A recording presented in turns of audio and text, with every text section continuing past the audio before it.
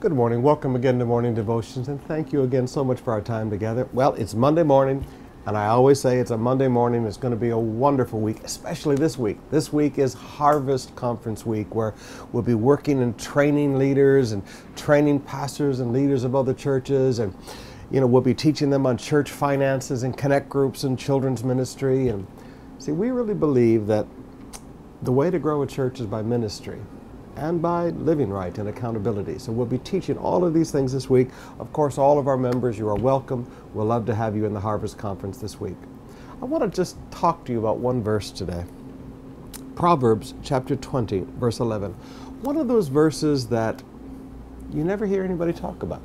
And sometimes I like to bring those out in your devotions because it helps make you want to read the Bible more when you see all the things you've never heard of before.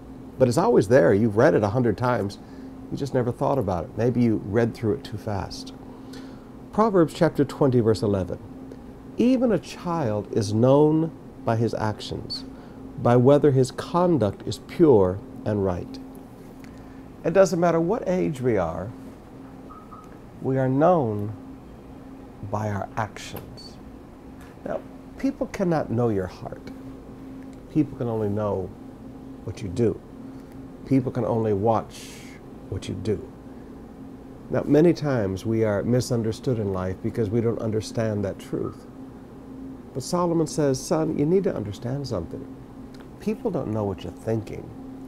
People don't know your motives. People don't know anything about you except what they can see you do.